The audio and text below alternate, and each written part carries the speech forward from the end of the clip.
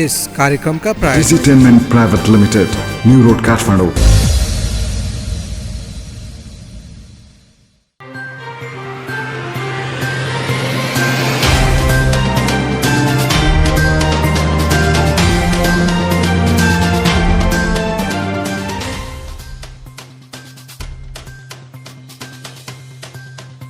नमस्कार, बीएमएसडी टेलिभिजनको मनोरञ्जन समाचारमा यहाँहरूलाई स्वागत छ। म सञ्चिना श्रेष्ठ।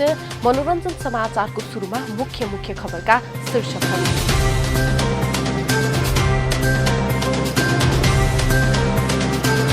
राजेश हमालसँग सुमधुर सम्बन्ध रहेको भुवन केसीको भनाई। बुलबुलको पोस्टर च्यात्न प्रहरीको निर्देशन। फेरि सुरु हुँदै सांगीतिक श्रृङ्खला पलेटी र अन्तर्राष्ट्रिय सौन्दर्य प्रतियोगितामा नेपाललाई सफलता। अब समाचार विस्तारमा।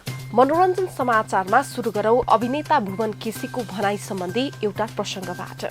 चाहेर होस् या नचाहेरै करियरको सुरुदेखि नै विवादमा छाइरहने अभिनेता हुन् भुवन केसी। कहिले घरभित्रकै पारिवारिक सम्बन्ध त कहिले घर बाहिरको सम्बन्धले पछिल्लो समय नेपाली चलचित्रको महानायक को भन्ने विषयमा पनि भुवनसँग जोडिएर थुप्रै कुरा बाहिर आए। एउटा टेलिभिजन शोले राजेश हमाललाई नेपाली चलचित्र उद्योगको महानायक भनिदिएपछि त्यसलाई लिएर उनले असन्तुष्टि जनाएका खबरहरू सार्वजनिक भए। तर उनी स्वयं अहिले आफूले कहिले पनि कुनै ठ्याकका लागि काम नगरेको बताउँदै आएका छन्। केही दिन अगाडि राजधानीमा पत्रकारसँग कुरा गर्दै उनले आफूले कुनै ट्याग अथवा उपाधिका लागि भन्दा पनि काममा ध्यान दिएको बताए। मैले 40 वर्ष चलचित्र उद्योगमा काम गर्दा कति सुपरहिट चलचित्र दिएँ र दिने कोसिस गरेँ, त्यो नै ठूलो कुरा हो। मैले कुनै पनि ट्यागका लागि काम गरेको होइन। हिजो 40 वर्षदेखि आज छोरा अनमोल हिरो हुँदासम्म मैले गरेको कामको मूल्याङ्कन दर्शकले गरिरहनु भएको छ, उनले भने। यस्तो खालको कन्ट्रोभर्सी किन आउँछ मलाई थाहा छैन। बाहिर किन यस्तो भ्रमको कुरा आउँछ मलाई थाहा छैन। नाममा ठूलो ट्याग छ तर सिनेमातिर फर्किएर हेर्दा सबै जिरो अथवा गोलै गोल छ भने त्यो ट्यागले गिच्छ, त्यही नै भारी हुन्छ। त्यसैले बरु काम इमान्दार भएर राम्रो गरौं, ट्याग नभएकै ठिक छ। यद्यपि भुवनलाई नेपाली चलचित्र उद्योगमा सुपरस्टार नायकको उपमाले चिनिने गरेको छ। राजेश हमालसँग आफ्नो राम्रो सम्बन्ध रहेको भन्दै उनले आफूहरूबीच एक अर्कामा स्वस्थ सम्बन्ध रहेको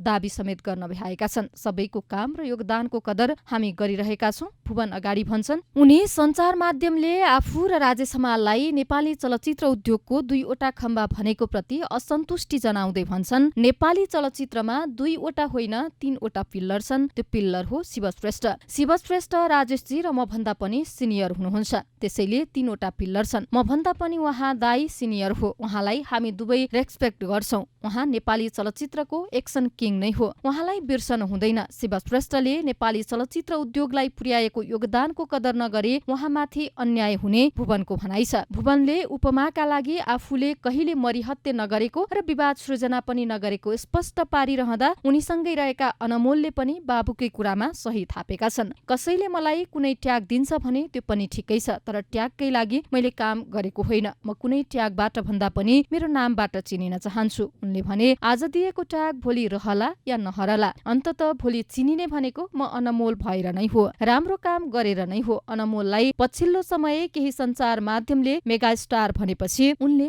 यस्तो प्रतिक्रिया दिएका हुन्। महानायकको ट्यागलाई लिएर बेला बेला सिने बजारमा विभिन्न खाले टीका टिप्पणी हुने गर्छन्। तिनै टीका टिप्पणीलाई लिएर रङ्ग पत्रकारितामा पनि बेला बेलामा बहस हुने नै गरिरहेको छ। कतिपयले राजेश हमाललाई महानायक भनेर सम्बोधन गर्दै गर्दा भुवन केसीका कुण्ठालाई शीर्षक बनाएर धेरै मिडियाले समाचार बनाए। कतिपयले राजेश हमाल र भुवन केसीको पानी बाराबार भन्ने किसिमका समाचार बनाए। समाचार र प्रतिक्रियाहरूमा पनि प्रशंसकहरू 2 कित्तामा विभाजित भए। तर पछिल्लो समय सिने उद्योगमा धेरैका वैरभाव हट्दै गएका छन्। केही साता अघि मात्रै नेपाली सिने उद्योगले स्टारडम भिडन्तमा भनेर जोडिएका अनमोल केसी र प्रदीप खड्काले आफूहरू मित्र रहेको उल्लेख गरे। यो समाचारले राम्रो स्थान पायो। यही मेसोमा अभिनेता भुवन केसीले पनि राजेश हमालसँग आफ्नो राम्रो सम्बन्ध रहेको उल्लेख गरेका छन्। हमाल र केसी बीचको यो मित्रता सधैँ देख्न, पढ्न र सुन्न पाइयोस्।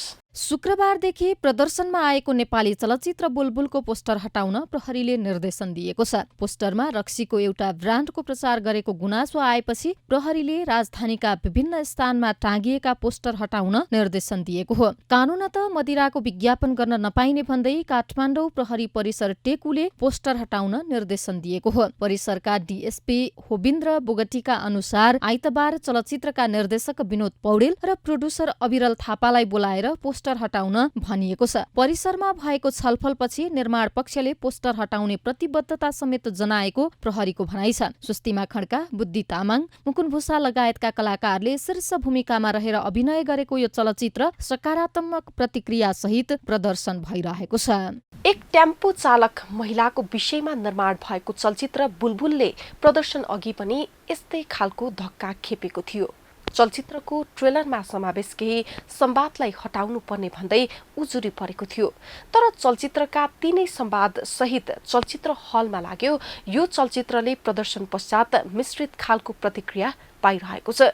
धेरैले चलचित्रको राम्रै समीक्षा गरेका छन्। प्रदर्शनको 5औं दिन राजधानीका भित्तामा टाँसिएका पोस्टर हटाउन प्रहरीले निर्देशन दिएको छ। राजधानीका भित्ताबाट पोस्टर हटे पनि चलचित्र बुलबुलले लामो हल यात्रा तय गर्न सकोस्, हाम्रो शुभकामना।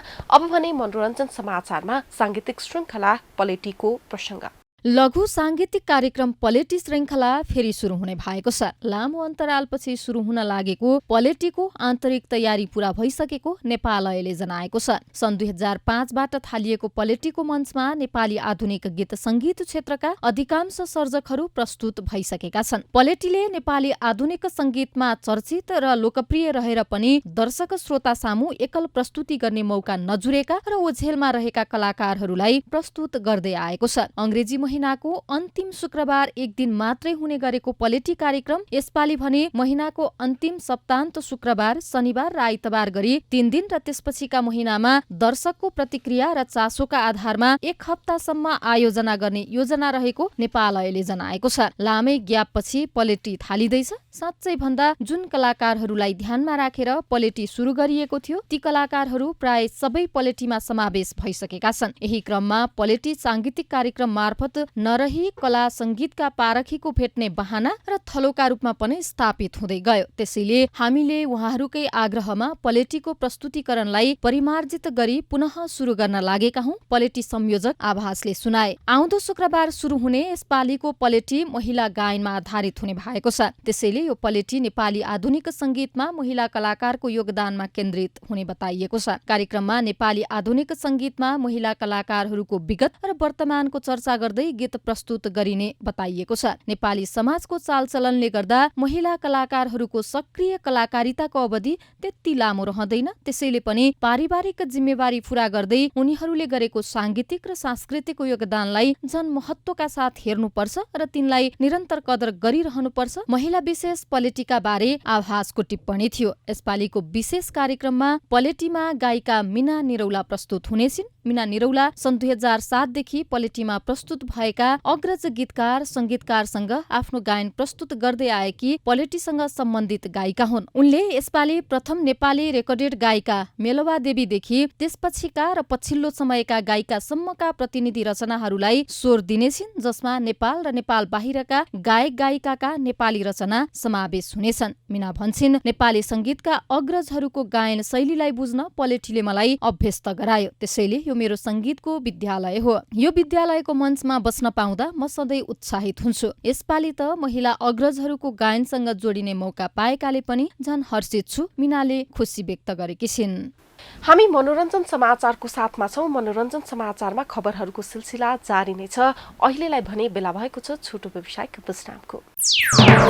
विभिन्न ब्रान्ड प्रमोसनको लागि तपाईले चाहेको संख्यामा SMS पठाउन सकिने, विवाह, व्रतबन्ध, धार्मिक कार्य तथा विभिन्न सभा समारोहका लागि एकैपटक धेरैलाई खबर तथा निमन्त्रणा पठाउन सकिने, तपाईको कुनै पनि इभेन्टको लागि भोटिङ कोड क्रिएट गरेर भोटको व्यवस्था गर्न सकिने। विस्तृत जानकारीका लागि Digitainment private limited, new road Kathmandu. हाम्रो मोबाइल एप पोपी गुगल प्ले स्टोरबाट डाउनलोड गरी यो चलचित्र तपाईको आफ्नै मोबाइलमा हेर्नुहोस्। नेपाल टेलिकमका प्रयोगकर्ताहरूले अब आफ्नै मोबाइल ब्यालेन्सबाट कुनै पनि फिल्म पोपीमा किनेर हेर्न सक्नुहुनेछ। अब उत्कृष्ट गीतहरू तपाईको मोबाइलमा। नेपाल टेलिकम प्रयोगकर्ताले 1455 डायल गरी नयाँ उत्कृष्ट गीतहरू सुन्न सक्नुहुनेछ। साथै आफ्नो कलर रिङ ब्याकटोन बनाउन सक्नुहुनेछ। नेपाल टेलिकम, राष्ट्रको सञ्चार। यो छोटो व्यावसायिक विश्रामपछि पुनः स्वागत छ। अब मनोरञ्जन समाचारमा जोडौं अन्तर्राष्ट्रिय प्रतियोगितामा नेपालको सफलता सम्बन्धी एउटा प्रसङ्ग। भारतमा आयोजित अन्तर्राष्ट्रिय सौन्दर्य प्रतियोगिता मिस सुपर मोडल ग्लोब 2019 मा नेपालले सेकेन्ड रनरअपको उपाधि हात पारेको छ। नेपालको प्रतिनिधित्व गर्दै प्रतियोगितामा सहभागी अतिथि अधिकारीले सेकेन्ड रनरअप र मिस फेसन मोडलको 2 उपाधि हात पारेकी हुन्। प्रतियोगितामा नेपाल, भारत, चीन, बङ्गलादेश लगायतका 16 देशका प्रतिस्पर्धी सहभागी थिए। 18 वर्षीय अदिति नेक्स्ट मोडल नेपाल आयोजक रहेको मोडल हन्ट नेपाल 2018 की विजेता हुन्। प्रतियोगितामा शीर्ष उपाधि मिस रसिया तातियाना र फर्स्ट रनरअप मिस फिलिपिन्स पाउलिनले जितेका थिए। अन्तर्राष्ट्रिय मञ्चमा नेपाली सहभागिता बढ्दो छ। सहभागिता बढेसँगै विभिन्न खाले सफलताहरू पनि हासिल हुँदै गएका छन्। यही मेसोमा अन्तर्राष्ट्रिय सौन्दर्य प्रतियोगिता मिस सुपर मोडल ग्लोबको यो वर्षको संस्करणमा नेपाली मोडल अदिति अधिकारीले सफलता हासिल गरेकी छिन्।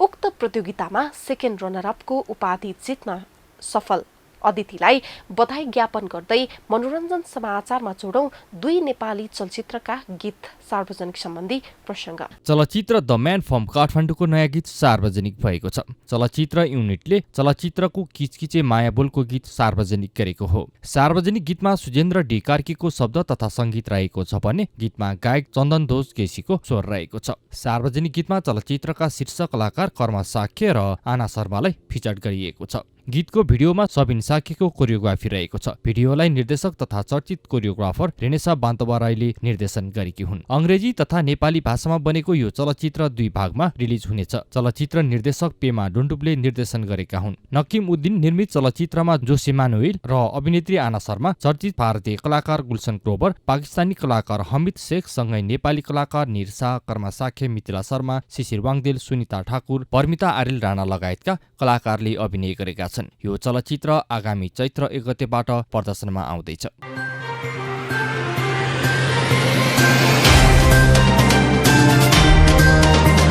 अभिनेता दयाहाङ राई अभिनीत चलचित्र आप्पाको नयाँ गीत सार्वजनिक गरिएको छ। चलचित्रको साँझ परेपछि बोलको सार्वजनिक गीत दोस्रो गीत हो। गीतमा निर्देशक अनमोल गुरुङको शब्द तथा सङ्गीत रहेको छ। निर्देशक गुरुङ र स्नेहश्री थापाको स्वर रहेको छ। गीतको भिडियोमा चलचित्रका शीर्ष कलाकार सिद्धान्तराज तामाङ र अल्लोना काबो लेप्चा फिचर छन्। बाबु छोराको सम्बन्धको कथामा निर्माण भएको चलचित्रलाई अनमोल गुरुङले निर्देशन गरेका हुन्। अ माउन्टेन स्टोरिज प्रोडक्सन र सिनेमा आर्टको संयुक्त ब्यानरमा निर्माण भएको चलचित्र आप्पामा रुदेन सादा लेप्चाको लगानी रहेको छ। दयाहाङ राई, सिद्धान्तराज तामाङ र अल्लोना काबो लेप्चाका अलावा निर्देशक तथा निर्माता तुलसी घिमिरे, अरुणा कार्की लगायतका कलाकार चलचित्रमा शीर्ष भूमिकामा रहेर अभिनय गरेका छन्। आप्पामा निर्देशक अनमोल गुरुङको कथा, अनमोल गुरुङ र उमेश थापाको पटकथा तथा संवाद, शैलेन्द्र डी कार्कीको छायाङ्कन, अनमोल गुरुङ, सैकात देवको सङ्गीत, निमेश श्रेष्ठको सम्पादन रहेको छ। यो चलचित्र आगामी जेठ 24 गतेबाट प्रदर्शनमा आउने प्रचार गरिएको छ। हामी मनोरञ्जन समाचारको साथमा छौं। यिनै खबरहरूका साथमा आजका लागि मनोरञ्जन समाचारको अन्त्यतिर